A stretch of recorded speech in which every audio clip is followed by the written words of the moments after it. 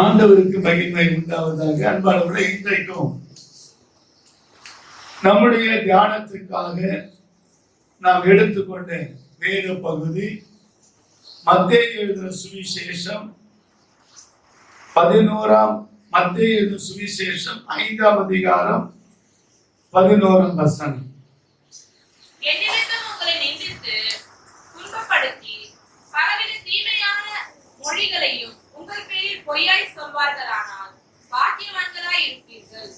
ஆண்டவருக்கு மகிமை உண்டாவதாக. இன்னொரு வசனத்தை வாசிப்போம். 45ஆம் வசனம். இப்படி செய்வதனால் நீங்கள் பரலோகத்தில் இருக்கிற உங்கள் பிதாவுக்கு புத்திரராய் இருப்பீர்கள். அவர் தீயோர் மேலும் நல்லோர் மேலும் தமது சூரியனை உதிக்க பண்ணி நீதி உள்ளவர்கள் மேலும் அநீதி உள்ளவர்கள் மேலும் மழையை பெய்ய பண்ணுகிறார். ஆண்டவருக்கு மகிமை உண்டாவதாக. அன்பார்களே, இந்த காலை நேரத்துல இந்த மத்தேயு 5ஆம் அதிகாரம் 11ஆம் வசனத்திலேயும் 5ஆம் அதிகாரம் 45ஆம் வசனத்திலேயும் இந்த 2 வசனத்திலேயும் ஒரு வார்த்தை வாசிக்கிறோம். ஒன்று 11ஆம் வசனம் சொல்லுகிறது, என்னின் நிமித்தம் உங்களை நிந்தித்து துன்பப்படுத்தி பலவித தீமையான மொழிகளையும் உங்கள் பேரில் பொய்யாய் சொல்வார்களானால் பாக்கியவான்களாய் இருப்பீர்கள். அந்த இடத்துல கோடிட்டுக் கொள்ளுங்கள். உங்கள் பேரில் பொய்யாய் சொல்வார்களானால் பாக்கியவான்களாய் இருப்பீர்கள். 45ஆம் வசனத்துல, இப்படி செய்வதினால் நீங்கள் பரலோகத்தில் இருக்கிற உங்கள் பிதாவுக்கு புத்திரராய் இருப்பீர்கள். பாக்கியவான்களாய் இருப்பீர்கள், புத்திரராய் இருப்பீர்கள். அன்பானவர்களே, இந்த மத்தேயு 5ஆம் அதிகாரம் 6ஆம் அதிகாரம் 7ஆம் அதிகாரம், நீங்க இந்த 5ஆம் அதிகாரம் முதல் வசனத்தில் வாசிக்கும் போது, அவர் திரளான ஜனங்களை கண்டு மலை மேல் ஏறினார். அவர் உட்கார்ந்த பொழுது அவருடைய சீஷர்கள் அவரிடத்தில் வந்தார்கள். அப்பொழுது அவர் தமது வாயை திறந்து அவர்களுக்கு உபதேசித்து சொன்னது என்னவென்றால், அதை தொடர்ந்து 8ஆம் அதிகாரம் 1ஆம் வசனத்தில் வாசிக்கும் போது, அவர் மலையில் இருந்து இறங்கின போது திரளான ஜனங்கள் அவருக்கு பின் சென்றனர். கர்த்தர் நாமத்துக்கு மகிமை உண்டாவதாக. அன்பானவர்களே, இந்த மத்தேயு 5, 6, 7 ஆகிய இந்த 3 அதிகாரங்களும் இயேசு கிறிஸ்துனுடைய மலை பிரசங்கம். இயேசு கிறிஸ்துனுடைய மலை பிரசங்கம். ஆண்டவருக்கு மகிமை உண்டாவதாக. ஒரு முறை ஒரு கூட்டத்துல ஒரு ஊழியக்காரர் செய்தி கொடுத்தாங்க. அப்ப அந்த செய்தி கொடுக்கும்படியா வந்த ஊழியக்காரர் எல்லாம் நல்ல பிரசங்கம் பண்ணக்கூடியவர், நல்ல பிரசங்கம் பண்ணக்கூடியவர். அவர் சொன்ன சாட்சி என்னன்னு கேட்டா, அவர் பைக்ல போனாலோ இல்ல அவர் கார்ல போனாலோ யாராகிலும் அவரை முந்தி போன விட்டுருவாங்க. ஆனா முந்தி போகும்போது பின்னால திரும்பி பார்த்தா விட மாட்டாங்க. எப்படியாகிலும் முன்ன போய் அவன் முன்ன போயிடணும். பைக்கில் ஒருத்தர் வேகமா போகும்போது தன்னை தாண்டி ஒருத்தர் வேகமா போய் திரும்பி பார்த்தான்னு சொன்னா உடனே அவர் என்ன செய்வாரா, அவருக்கு முன்னதாக போகணும்னு சொல்லி ரொம்ப பிரயாசப்படுவார். அப்போ ஒரு நாள் ஆண்டு சொன்னாரா, ஒரு குறிப்பிட்ட நாள் வரைக்கும் நீ வேற எதையுமே படிக்க கூடாது. மத்தேயு 5, 6, 7 இந்த 3 அதிகாரங்களை தான் என்ன செய்யணுமா, படிக்கணும். எது வரைக்கும்? ஆண்டவர் சொல்ற வரைக்கும், போத நிறுத்து சொல்ற வரைக்கும். பிரசங்கமா தான் பண்ணணுமா?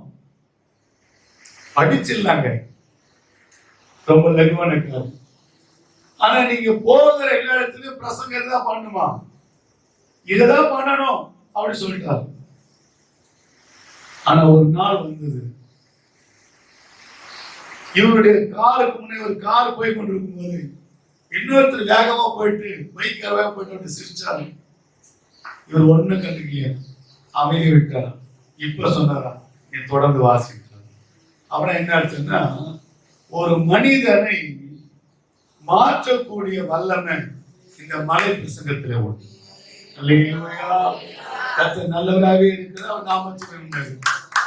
பாருங்க, மகாத்மா காந்தி அவங்க சொல்லுவாங்கன்னா, தான் என்ன சூழ்நிலையில எந்த முடிவு எடுப்பது என்று தெரியாத அந்த நாட்கள்ல அவரை வழிநடத்தினது இயேசு கிறிஸ்துடைய மலை பிரசங்கம்.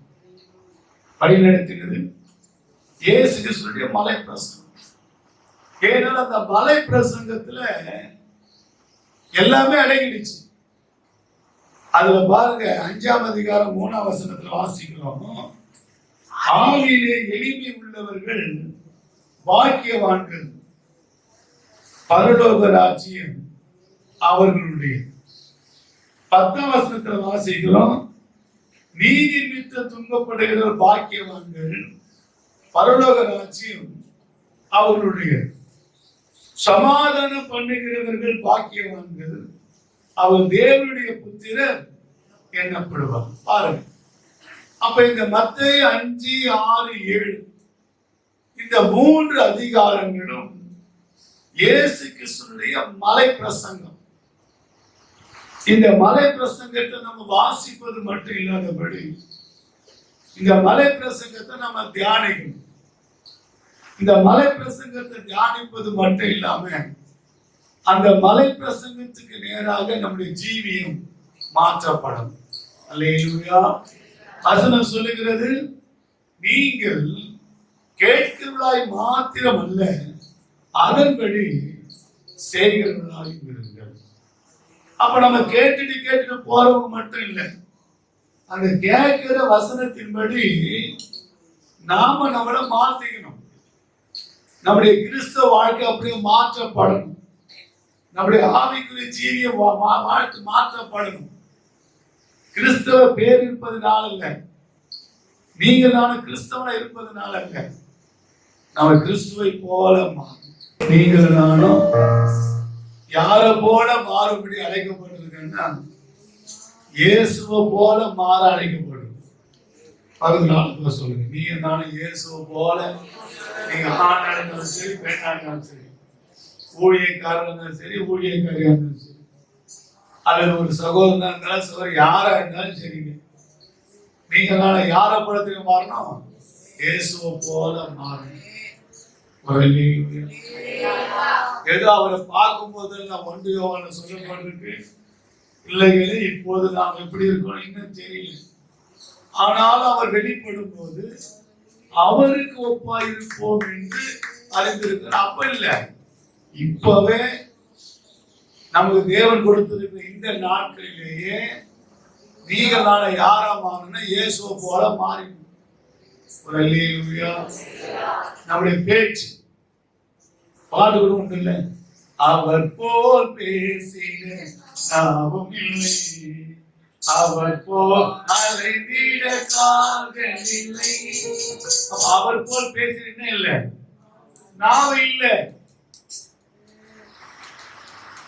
தந்தை கிறிஸ்துமஸை அழகா பாரு, இந்த நாளில் ஒவ்வொரு நிமிடமும் உங்கள் நினைவா நிரம்ப வேண்டும், எல்வாயின் வார்த்தை எல்லாம் பிறகாயும் சிந்திச்சு பாருங்க பிள்ளை. ஏன்னா இயேசுவை நீங்களும் பார்க்கல, நானும் பார்க்கல, ஆனா இந்த வேதம் அவரை நமக்கு காண்பித்து அவர் யார் என்பது.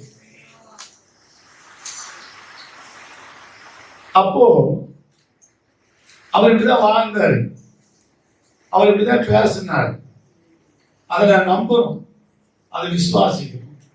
தோமாவை பார்த்து இயேசு சொன்னாரு, கண்டு விசுவாசிக்கிறவனை விட ஆனால் இருந்து விசுவாசிக்கிறவன் பாக்கியம். ஆக என்பான கத்திரப்பிள்ளையே, இந்த மத்தேயு 5ஆம் அதிகாரம் 3ஆம் வசனம் முதல் கொண்டு 10ஆம் வசனம் வரைக்கும் பாக்கியவான்கள் பாக்கியவான்கள் பாக்கியவான்கள்.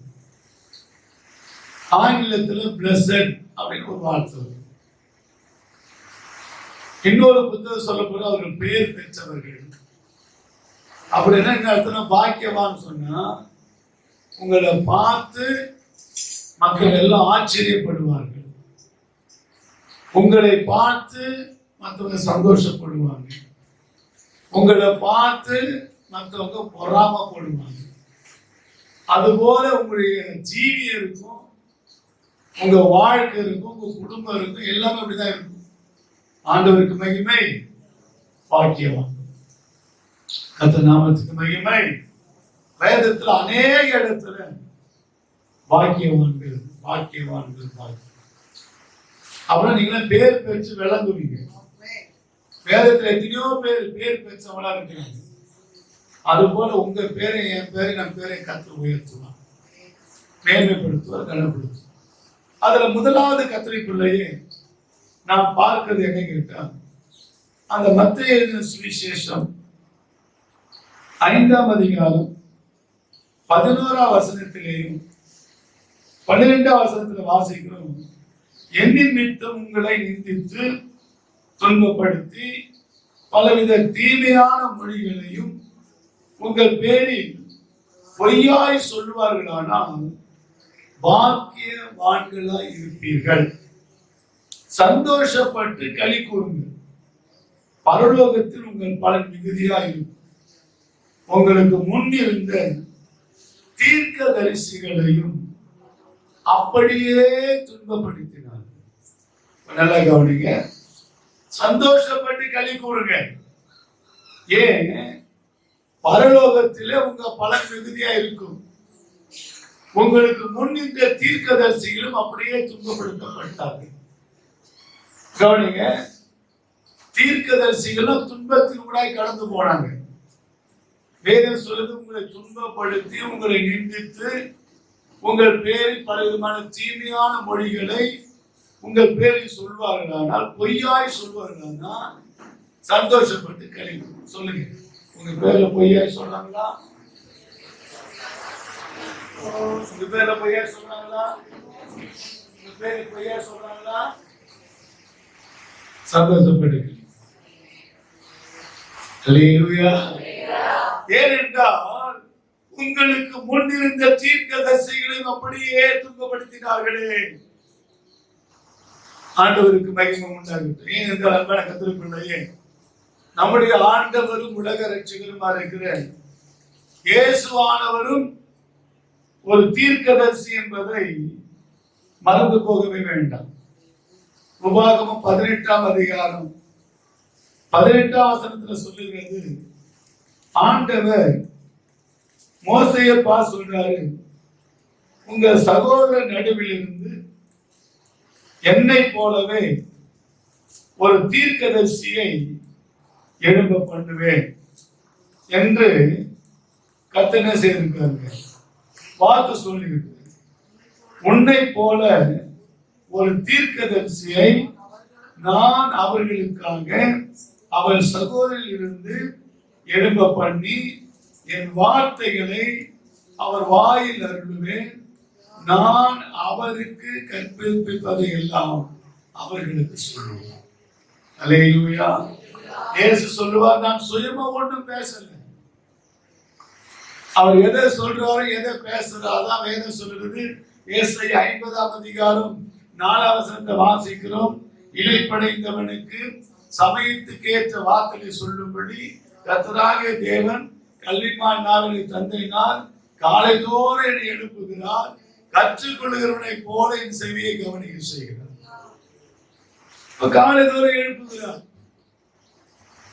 அவங்க சிந்திச்சு பாருங்க.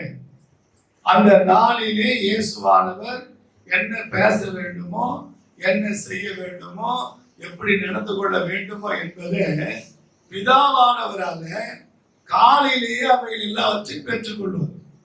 காலை தோறும் அவருடைய கிருபை கூறியவர். அல்லேலூயா. அதை கத்திரி பிள்ளையை கர்த்தர் ஆசீர்வதிப்பார். நீங்க பாக்கியவான்களா இருப்பீங்க. உங்க பேரில் பொய்யாய் சொல்வார்களானால் நீங்க பாக்கியவான். அவர் உங்களுக்கு முன்னின்ற தீர்க்கதரிசி அப்படியே செய்தாங்க. அப்ப இயேசு அப்படி செய்தாங்க. லூக்கா 24ஆம் அதிகாரத்துல வாசிக்கிறோம். அன்பான கர்த்தருடைய பிள்ளையே, 2 பேர் அந்த எம்மாவூருக்கு போறாங்க. அவங்க வழியில பேசினே போறாங்க. அப்ப இயேசுவான அவன் நடுவிலே தோன்றி, நீ யாரை பத்தி பேச, இதுனா உங்களுக்கு தெரியாதா? நீ என்ன அந்நியரா? நாங்கள் இயேசுவானவரை பற்றி பேசுகிறோம். அவர்கள் எல்லாரும் மீட்டு ரட்சிப்பார் என்று அவர் மேல் நம்பிக்கை இருந்தோம். ஆனால் அவர் மரித்தார், அடக்கம் பண்ணப்பட்டார், உயிரோடு இருந்தார் என்றெல்லாம் சொல்லப்பட்டு கேள்விப்பட்டிருக்கிறோம். அப்போ அவரை குறித்து சொல்லும் போது அவர் வாக்கிலும் செய்கையிலும் வல்லமை உள்ள தீர்க்கதரிசி. கர்த்தருடைய பிள்ளையை, நீ நான் ஆராதிக்கிற இயேசு ஒரு தீர்க்கதரிசி. அல்லேலூயா. அவருக்கு மறைவான சிருஷ்டி ஒன்றுமே இல்லை. அதை தாண்டி யோவான் 4ஆம் அதிகாரத்துல வாசிக்கிறோம். அந்த சமாரியா பெண்மணி சொல்றாங்க, போதகரே, ஆண்டவரே, நீர் ஒரு தீர்க்கதரிசி என்பதை நான் காண்கிறேன். நீங்க யாருதான்?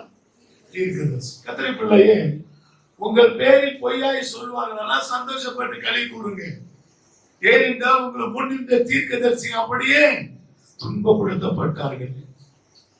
துன்பமா, துயரம், அது தண்ணீர் பற்ற உடை போன்றதையே உடை போன்றதுமா. காற்றடிச்சா, வெயில் வந்தா காய்ந்து போய்விடும். கலங்காதே. சொல்லுங்க பக்கத்துல, கலங்காதே.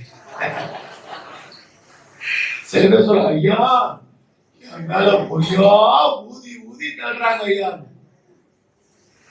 நான் சில வேலை சபையில தைரியமா சொல்லுவேன், நீ என்னதான் பெலூன மாதிரி ஊதுனாலும் நான் ஊசி தப்பு முடியும். நீ என்னதான் எண்ணெய் ஊத்தி எரி வச்சாலும் நான் தண்ணி ஊத்தி அமிச்சுனே இருப்பேன். ஏன்னா இவைகள் ஒன்று என்னை சேர்ந்து விடுது. ஏன்னா நான் இவங்களை பார்த்து வாழ்றேன், நான் இயேசுவை பார்த்து வாழ்றேன். அல்லேலூயா. உனக்கு எனக்கு மாதிரி எடுத்துக்காட்டு இயேசு தாங்க. அல்லேலூயா. ஏன்னா நீங்களும் இயேசுவை போல மாறுபடிதான் அழைக்கப்பட்டிருக்கிறோம். கர்த்தர் நாமத்துக்கு அப்படியானால் இயேசுவானவரை பற்றி பொய்யாய் சொன்னேன் ஒரு சில காரியங்கள் என்ன அது கேட்டா, வாசிக்கலாம். மத்தேயு எழுதின சுவிசேஷம் 12ஆம் அதிகாரம்,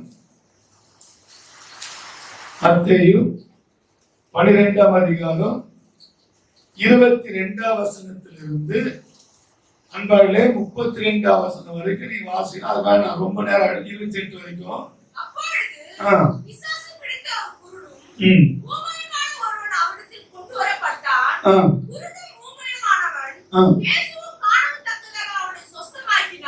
அவனை பேசவும் காணவும் தக்கதாக அவனை சொஸ்தமாக்கினார். ஜனங்க எல்லாரும் ஆச்சரியப்பட்டு, தாவீதின் குமாரன் இவர்தானோ என்றார்கள்.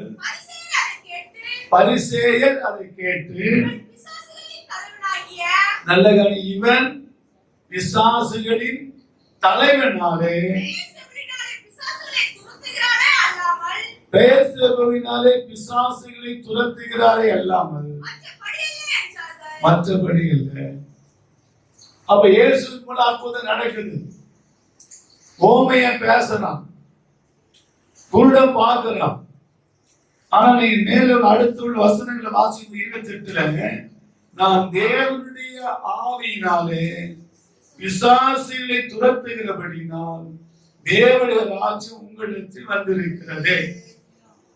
அப்ப அவர் சொல்றாரு, நான் பேசுவதினால் பிசாசுகளை துரத்தினால் உங்கள் பிள்ளைகள் அவைகளை யாராலே துரத்துகிறார்கள், ஆகையால் அவர்களே உங்களை நியாயத்திற்குள்ளாய் இருப்பார்கள். அப்ப முதலாவது குற்றச்சாட்டு என்ன? பொய்யான வார்த்தை என்ன? திரளான ஜனங்கள் இயேசுவை பின்பற்றினார்கள். கண்டபோது மலை மேல் ஏறினார். அவர் மலை விட்டு இறங்கின போது எல்லாம் இறங்கினாங்க. எதனால? எப்படி இப்படி திரள் கூட்டம் வர ஆரம்பிச்சது? 4ஆம் அதிகாரம் கடைசி 3 வசனம் வாசித்து அவர் அநேகரை சுகமாக்கினார், பிசாசுகளை துரத்தினார், சந்திர ரோகிகளை குணமாக்கினார். சந்திர ரோகி சொன்னா பிக்ஸ், காக்கா வலிப்பு, கதிர்பிள்ளையை குணமாக்கினார். ஒரு தகவல் சொல்ற, ஐயா இது எப்போதெல்லாம் பிடிக்கிறதோ அப்போதெல்லாம் இவனை நெருப்பிலை கொண்டு போய் விடுகிறது. எப்போதெல்லாம் இவனை பிடிக்கிறதோ அப்போதெல்லாம் இவனை தண்ணீரில் கொண்டு போய் விடுகிறது.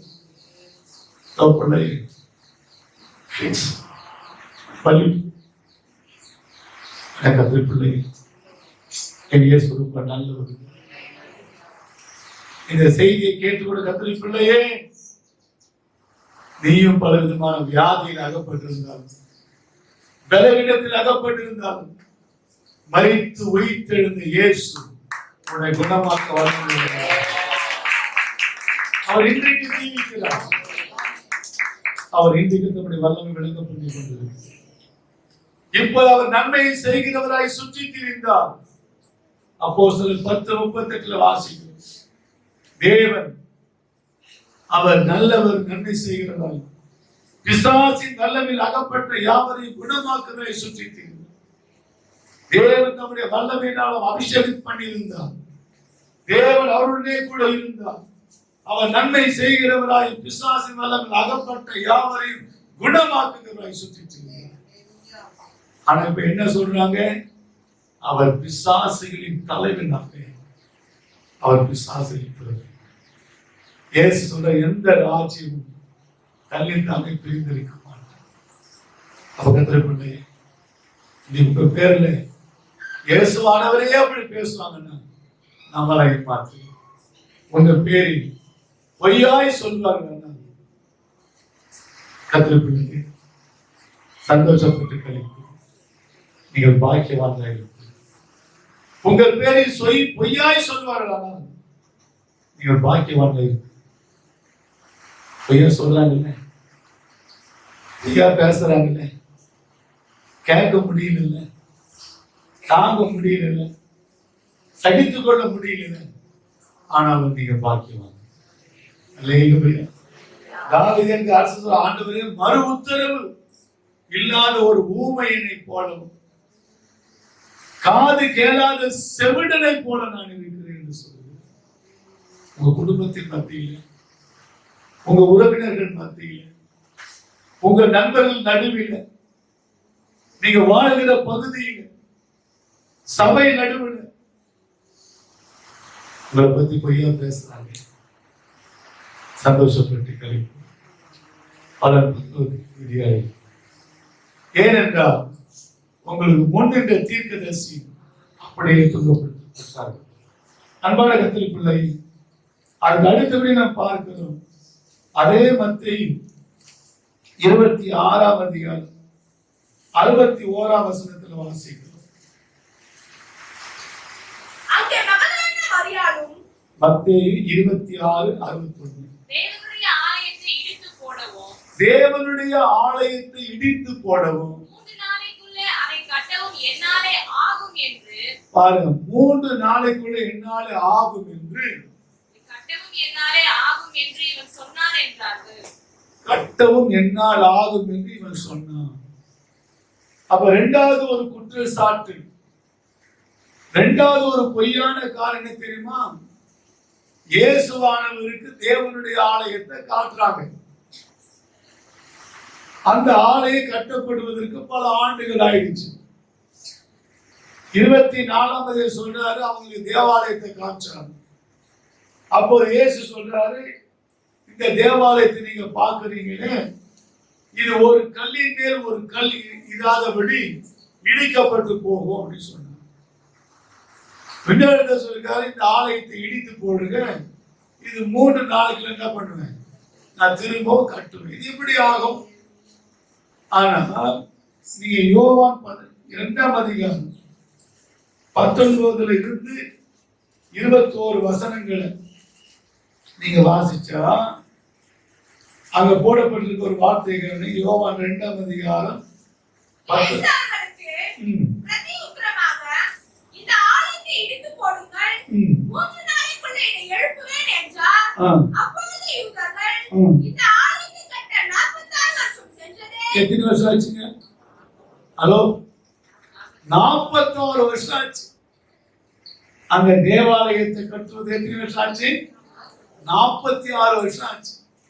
ஆண்டவருக்கு மகிமை உண்டாகட்டும். நம்ம சபை கட்ட ஆரம்பிச்சோம் 2001 ஆரம்பிச்சோம். 2007 உள்ளே வந்தோம். இது சின்ன ஆலயம். ஆனா யூதரால ஒரு பெரிய ஆலயம் 46 ஆண்டுகள் ஆயிற்று. அவர் எப்படி அதை இடித்து எப்படி 3 நாள்ல கட்ட முடியும்? தொடர்ந்து வாசிங்க. இதை 3 நாளைக்குள்ள எழுப்புவீரோ என்றார்கள். அவரோ தம்முடைய சரீரமாகிய ஆலயத்தை குறித்து, அவருடைய ஆலயம். ஆனால் இப்போது அவர் குற்றம் சாட்டப்பட நிற்கிறார். நிற்கும்போது சொல்றாங்க 3 நாளைக்குள்ள இந்த ஆலயத்தை இடித்து போடு, 3 நாளைக்குள்ள கட்டுவேன் நீங்க சொன்னான். ஆனா அவர் அந்த ஆலயம் சொல்லு. அப்புறம் என்ன அர்த்தம்னா அவர் மேல பொய்யான ட்ரஸ்ட். அப்ப அதே போல கத்துக்க பிள்ளையே, இன்றைக்கு ஆராதனைக்கு வந்திருக்கிறேன் உங்களை பற்றி, உங்க குடும்பத்துல உள்ளவங்க, உங்க உடன் பிறந்தவங்க, உங்களுடைய நண்பர்கள், உறவினர்கள், சபைக்கு வருகிற ஊழியக்கார ஊழியக்காரி, விசுவாசிங்க ஊழியக்காரன் பார்த்து ஊழியர் பொய்யாய் சொன்னா நீ என்ன பண்ணுங்க? சந்தோஷப்பட்டு களி கூறு. ஏன்? உங்களுக்கு முன்னின்ற தீர்க்கதரிசியும் அப்படியே துன்பப்படுத்தப்பட்டார்கள். அப்ப இயேசு அந்த பாதியுடைய கலந்து போனார். அது ஏதோ கிறிஸ்தவம் என்பது ஒரு மலர் படுக்கையிலே படுக்கையில்லை, அது முள்ளி மேல் படுக்கை. எந்த பக்கம் திரும்பினாலும் அது குத்ததான் செய்யும், பலி எடுக்கதான் செய்யும்.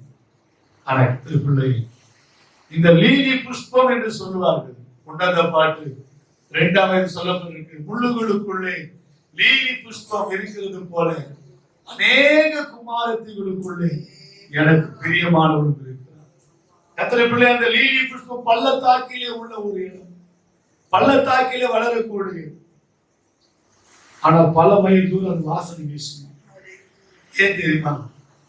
அது காற்றிலே அசையும் போது அவருடைய இதழ்கள் எல்லாம் முட்களால் குத்தப்படும் போது அதிலிருந்து வருகிற அந்த சார் பல மைல் தூரத்துக்கு வாசனை வீசும். கர்த்தருடைய பிள்ளை, நீங்கள் நானும் உடைக்கப்படுவதே உருவாக்கப்படுவது. கர்த்தர் நாமத்தின் மகிமை உண்டாகட்டும். பிரதர், என்ன செய்ய தெரியல. என் கணவனே என்ன பொய்யா சொல்றாரு. பிரதர், என்ன பண்ண தெரியல. என் மனைவியே என்ன பொய்யா சொல்ற. என்ன தெரியல பிரதர். என் பிள்ளைங்க, என் பெற்றோர், என் உடம்பெல்லாம் எல்லாம் என் மேல பொய்யான ஒரு வதந்தியை, பொய்யான ஒரு கட்டு கதையை கட்டி கொண்டிருக்கிறாங்க. என்ன செய்வதுன்னு தெரியல. ஆனா செய்து முடித்து உனக்கு முன்னால் இருக்கிறார். அவராய் இயேசு. அல்லேலூயா. நீங்கள் பாக்கியவான்களாய் இருப்பீர்கள். ஏன்? உங்கள் பேரில் பொய்யாய் சொல்வதற்காக நீங்க பாக்கியம். இன்றைக்கு 6 விட்டு கடந்து போகும். யார் என்ன சொன்னாலும் கவலைப்படாது. என்ன சொன்ன தந்தை விற்பனை அழகா, யார் மேலும் கசப்பு இல்லப்பா, எல்லாத்துக்காகவும் நன்றி சொல்லு.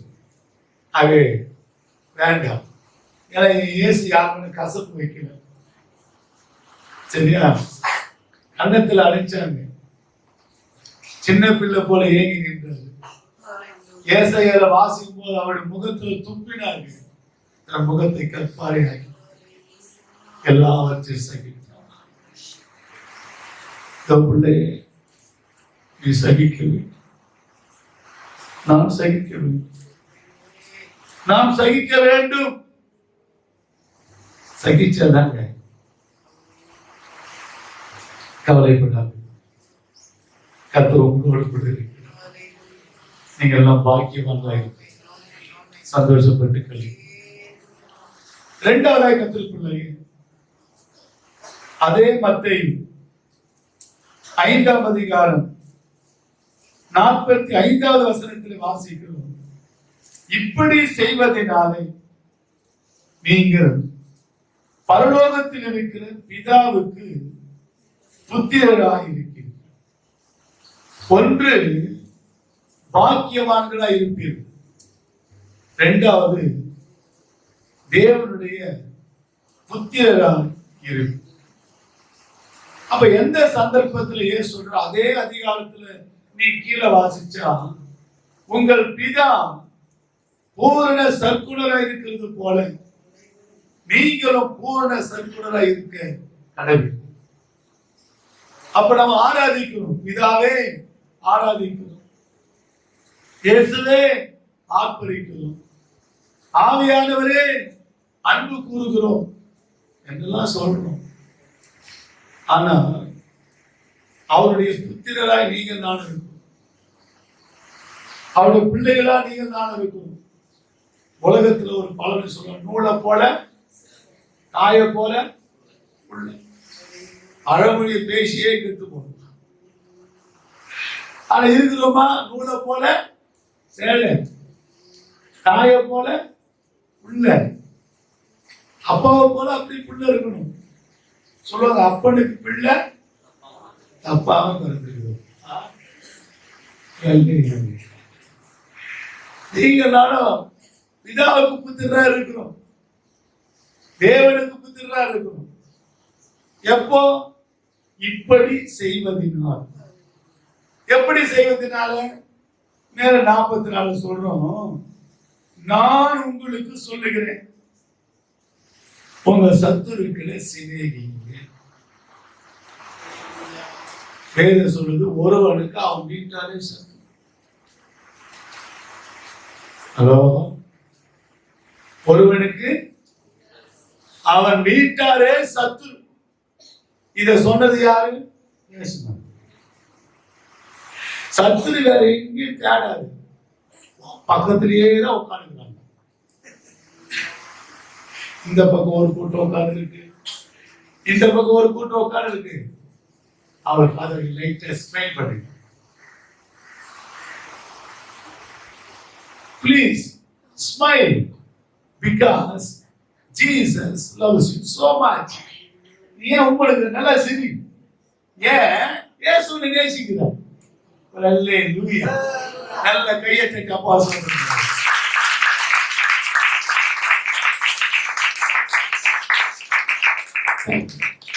நாம தான் நினைக்கிறோம் நம்ம சத்துரு பிசாசு.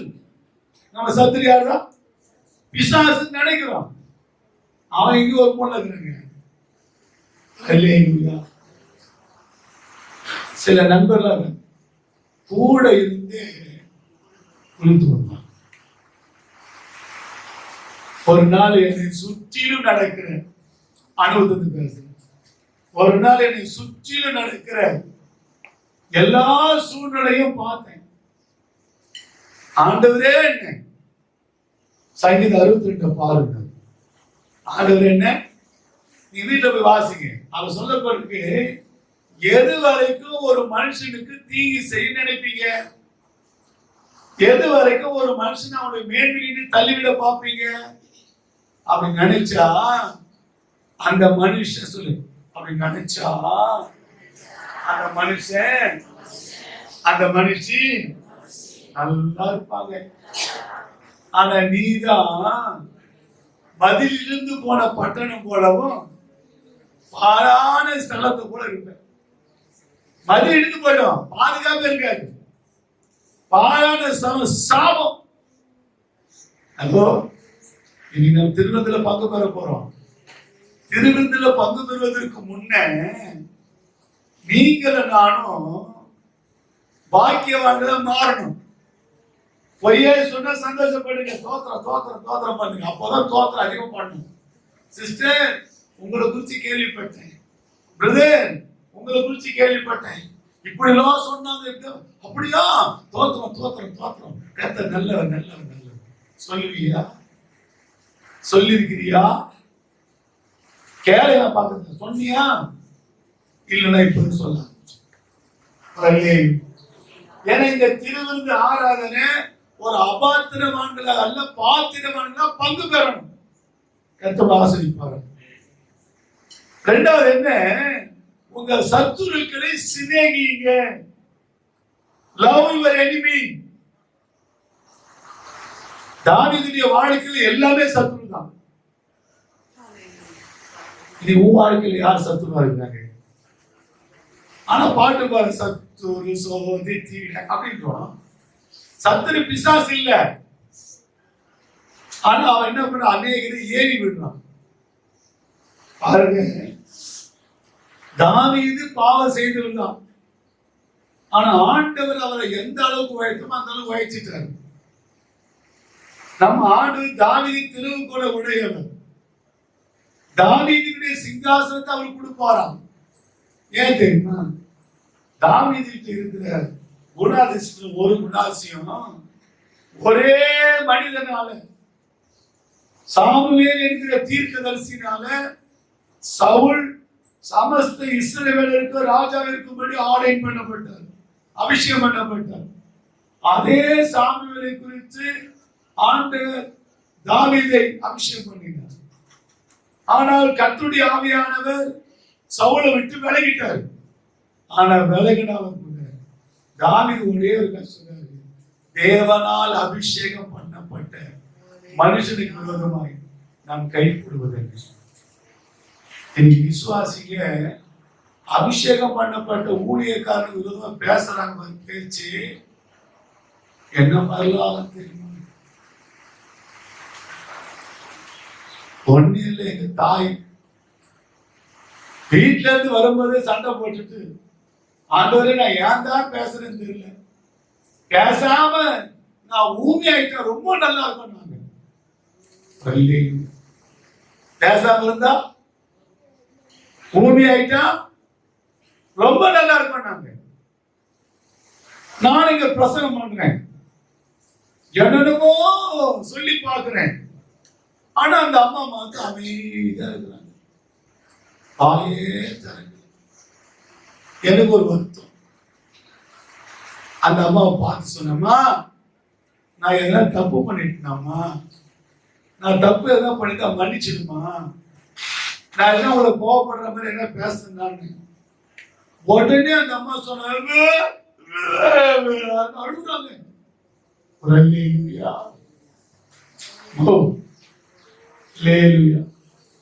ஆனா சபையெல்லாம் சேர்ந்து ஊக்கமா ஜெபித்த போது அவங்க நாவின் கட்டை கத்தல அவிழ்த்தாங்க. அப்ப சொன்னாங்க, ஐயா நான் வீட்டுல இருந்து சபைக்கு வரும்போது பல விதமான போராட்டம் ஐயா, ஆனாலும் நான் பேசாம இருந்தா ரொம்ப நல்லா இருக்கும். நான் பேசுறதுனால தானே எனக்கு இப்படிலாம், பேசாம இருந்த ஊமினாயிட்டா அப்படின்னு என்ன சொன்ன கத்துப்பிள்ளை, நான் நலமானதை பேசாம மௌனமான. அப்ப உங்க சத்துரு யாரு? உங்களுதான் தெரியும். ஆனா கத்துப்பிள்ளை அவளை நேசி, உங்க சத்துருக்கு சிலை. அந்த வசனம் சொல்லிருந்து பாருங்க, தொடர்ந்து அதை சொல்லி அவன் முடிச்சு ஜெபத்துக்குள்ள கலந்து போயிடலாம். 5ஆம் அதிகாரம் 44 வசனத்துல, உங்களை சபிக்கிறவர்களை ஆசீர்வதியுங்கள். உங்களை சபிக்கிறவங்களை ஆசீர்வதி. பேதுரு சொல்றாரு, நீங்கள் ஆசீர்வதிக்கப்படும்படி அழைக்கப்பட்டவை என்பது அறிந்து ஆசீர்வதி. யாரெல்லாம் ஆசீர்வதிக்கணும்? பேசுங்க. உங்களை யாரெல்லாம் சபிக்கிறாங்களோ அவங்கள பார்த்து ஒரே ஒரு வார்த்தை, மே காட் பிளஸ். என் தேவன் உன்னை ஆசீர்வதிப்பாராக. எத்தனை பேர் அப்படி சொல்லிருக்கிறீங்க? சொல்லணும். நேர்ல சபிப்பாங்க, மறைமுகமா சபிப்பாங்க. ஆனாலும் உங்க மனதில் நீங்க அவளை ஆசீர்வதிக்கணும். அடுத்து என்ன வாசிக்கணும்? கர்த்தருடைய பிள்ளையே, உங்களை பகைக்கிறவர்களுக்கு நன்மை செய்ய. யாரு உங்களை பகைக்கிறாங்க, உங்களை விரோதிக்கிறாங்க, உங்களை அற்பமா நினைக்கிறாங்க, ஆனா நீ என்ன பண்ணணும்? ஒரு கிறிஸ்தவமே இதுதான் கிடைக்கிறது. இந்த 5ஆம் அதிகாரம் 44ஆம் வசனத்தை மட்டும் நீங்களான கடைபிடிச்சா நோ டவுட் பரலோகம் உனக்காய் திறக்கப்பட்டிருக்கும். அல்லேலூயா. வாசல் திறக்கப்பட்டிருக்கும். ஆசீர்வதி, சிநேகிங்க, பகைக்கு நன்மை செய்யுங்க. அதை தொடர்ந்து வாசிக்கணும். உங்களை நிந்திக்கிறவர்களுக்காகவும் உங்களை துன்பப்படுத்துவதற்காகவும் ஜெபம் பண்ணுங்க. அல்லேலூயா. 4 காரியம். 1, சிநேகிங்க, ஆஸ்வதிங்க, நன்மை செய்யுங்க, ஜெபம் பண்ணுங்க. இப்படி செய்வதனால் நீங்கள் பரலோகத்தில் இருக்கிற தேவனுக்கு புத்திரராய். அல்லேலூயா. 5:11 சொல்லுகிறது, நீங்கள் பாக்கியவான்கள். 5:45 சொல்லுகிறது, இப்படி செய்வதனால் நீங்கள் பரலோகத்தில் இதாவது புத்திரராய். ஆமே. அவரை போல வாழ்கிற ஒரு வாழ்க்கை நம்ம எல்லாம் நிற்கலாம்.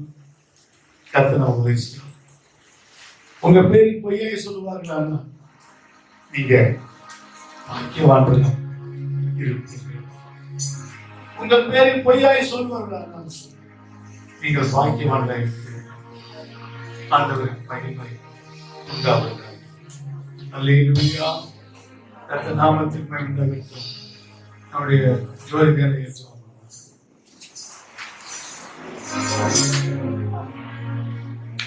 ஆண்டவரே, நாம் நன்றி துதிக்கிறோம். உம்மை பாடவும், உம்மை ஆராதிக்கவும், ஆண்டவரே உம்முடைய வார்த்தைகளை கேட்கவும், ஆண்டவரே நீங்க பாராட்டின இரக்கத்தை எண்ணி உமக்கு நாம் நன்றி செலுத்துகிறோம். கேட்ட வார்த்தையின்படி நம்முடைய வாழ்க்கையில ஆண்டவரே எங்களை நாங்கள் மாற்றிக்கொள்ள, ஆண்டவரே நாங்கள் பாக்கியவான்களாய் உமக்கு ஆண்டவரே புத்திரர்களாய் மாற வேண்டி கிருபை தர வேண்டும் என்று நாங்கள் செபிக்கிறோம். அந்த வார்த்தையின் பலமை தொடர்ந்து எங்களுக்குள்ள கிரியைகளை நடைபிடிக்க எங்களை அர்ப்பணிக்கிறோம். நமக்கு நாங்கள் செலுத்தும் தொடர்ந்து நடத்தும் மகிமையான காரியங்களை செய்யும். ஆண்டவரே சிவமோன ஜெபிக்கிறோம். பரிசுத்தமுள்ள நல்ல பிதாவே.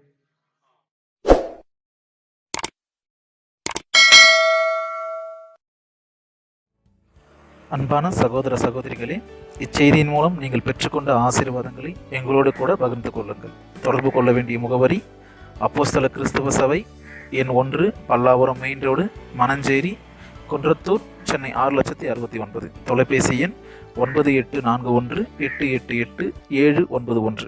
தேவன் தாமே உங்களை ஆசீர்வதிப்பாராக. ஆமேன்.